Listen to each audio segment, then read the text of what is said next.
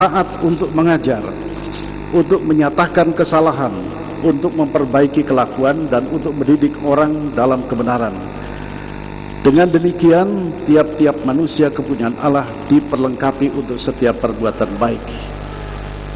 Jadi meskipun inilah tulisan Paulus kepada Timotius, terpaksa saya harus menjawabnya, segala firman, segala tulisan yang diilhamkan Allah. Yang kedua, ketika Yesus di kayu salib, saudara mengatakan mengapa dia tidak bisa menolong dirinya sendiri kalau dia Tuhan. Dalam kapasitas ini, saya ingin membacakan satu ayat lagi dalam Filipi pasal 2. Filipi pasal 2, supaya kita mengetahui bagaimana siapa yang di kayu salib ini. Filipi pasal 2, dan ini ayat saya imani meskipun mungkin saudara tidak berkenan. Pasal 2 ayat yang ke-8, dan dalam keadaan sebagai manusia ia telah merendahkan dirinya dan taat sampai mati, bahkan sampai mati di kayu salib. Dalam keadaannya sebagai manusia, bukan sebagai Tuhan, karena kehadiran Yesus di dalam dunia itu membawa misi untuk penebusan, yaitu bagi orang-orang yang berdosa. Jadi pada waktu putus nafas, itu segala dosa manusia di dunia itu ditumplekkan kepada dia. Dan Bapa di sorga atau Allah itu tidak mau melihat dosa. Harus ada risikonya. Maka itu Yesus berkata, Eli, Eli lama sabachthani. Tetapi setelah Yesus mengucapkan putus nafas, dia harus menggantikan dosa-dosa atau manusia yang seharusnya harus dihukum, ditanggung sendirinya. Tetapi karena Yesus itu suci juga menurut Al-Quran dalam surat Maryam 19, maka ketiga hari telah wafat dia dibangkitkan kembali, karena bumi tidak mungkin akan menutup dia sebagai orang yang suci. Itulah argumentasi yang bisa saya sampaikan. Terima kasih. Sebenarnya Pak Muhammad Fattah, Pak Pendeta, semua dalil-dalil yang Bapak kemukakan itu tentang ketuhanan Yesus adalah mengacu kepada surat-surat kiriman Paulus kepada jemaat-jemaatnya di daerah yang berbeda-beda. Sementara kita baca dalam Kisah Para Rasul, bagaimana kesaksian Paulus itu, dia bertaubat. 3 kali dia memberikan kesaksian dalam Kisah Para Rasul. Bapak bisa buka nanti Kisah Para Rasul pasal 9, Kisah Para Rasul pasal 22, dan Kisah Para Rasul pasal 26.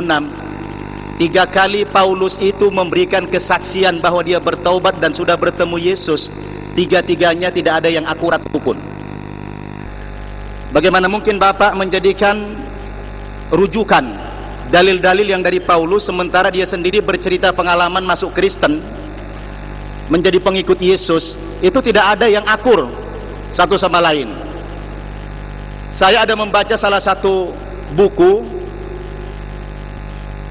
ungkapan dari Uskup John Selby Spong dari Amerika Serikat.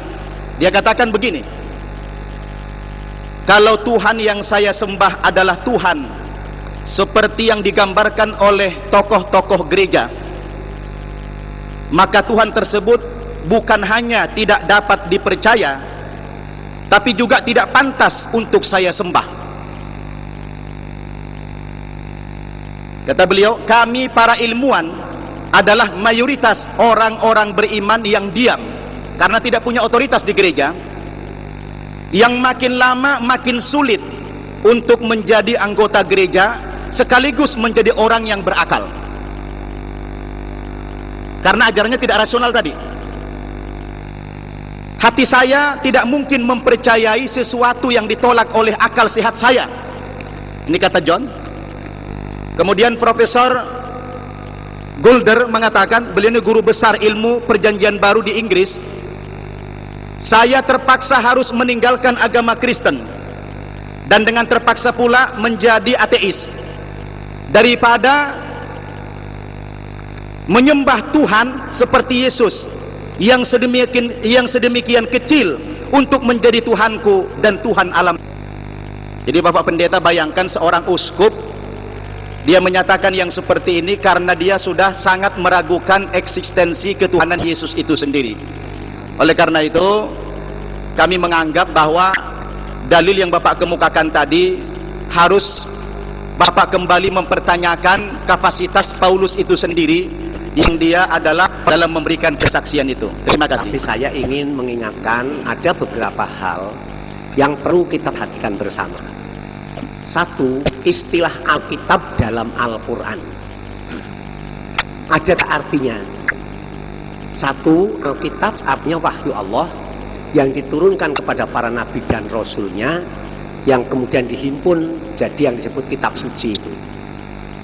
Kedua, Alkitab artinya catatan amaliah manusia yang dikerjakan oleh malaikat atas perintah Allah. Yang ketiga, Alkitab tulisan manusia sendiri seperti yang dibacakan surat Al-Baqarah 79, surat Al-Imran 78. Jadi orang menulis ini kitab saya ini, yang nulis saya ini. Jadi ada tiga arti ini. Di samping itu nanti ada penurunannya, arti utul kitab. Ini kitab saya ini. Kan nanti ada yang iman, ada yang kafir. Yang ketiga, ahli kitab. Ahli kitab itu bukan orang pintar kitab. Ahli kitab perusak wahyu Allah. 37 kali dia pakai dalam Al-Quran. Lalu yang keempat, umul kitab. Umul kitab ada tiga artinya. Satu, kitab induk kepunyaan Allah. Kedua, umul kitab artinya surat Al-Fatihah. Ketiga, umul kitab artinya ayat muhkamat. Surat Al-Imran ayat 7. Itu yang perlu saya perhatikan. Yang kedua, tadi pertama kali yang disinggung masalah surat Al-Maidah ayat 68. Ini perlu saya ingatkan, dan saya secara pribadi sudah kirim surat kepada Departemen Agama. Terjemah Departemen Agama atas bantuan saudara Bia itu berbeda terjemahnya dengan terjemah Departemen Agama yang pertama yang 3 jilid. Nah, saudara kita dari Nasrani itu menggunakan terjemah yang dari bantuan Saudi Arabia. Hei ahli kitab, kamu tidak dipandang benar-benar beragama sehingga kamu melaksanakan, menegakkan Taurat, Injil dan Al-Quran. Terjemahnya begitu. Jadi Al-Quran di sini perlu dikoreksi karena bahasa Arabnya itu bukan begitu. Dan tafsir bahasa Arab juga ada yang semacam itu, saya juga tahu. Lihat tafsir Sofatut Tafasir dan tafsir Ibnu Katsir. Ini sama dengan terjemah dari Departemen Bantuan dari Saudi Arabia. Ini perlu kita koreksi, tapi yang lain tidak. Yang ketiga, kata Tuhan. Kita orang Indonesia mengatakan Tuhan, menyebut Yesus Tuhan. Sini bantah Tuhan. Dalam Injil, tafsir Injil dalam bahasa Yunani yang diterjemah oleh Gereja Katolik dari ND tahun 65, sebenarnya kata Tuhan bagi Yesus itu tidak tepat katanya. Karena Kyrios bahasa Yunani artinya Tuhan, Lord, bukan God.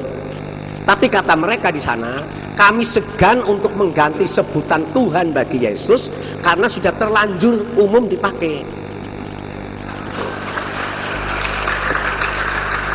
Kalau tidak keliru, kalau saya tidak khilaf, baca Injil, ya, tafsir bahasa Yunani, halaman 527 kalau tidak keliru.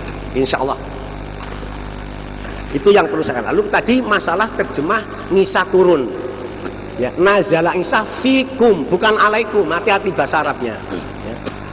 Fikum itu bukan Nabi Isa yang telah mati sekarang akan datang, bukan itu. Contohnya lihat Al-Quran surat Al-Baqarah 151. Rasulan fikum di sana juga.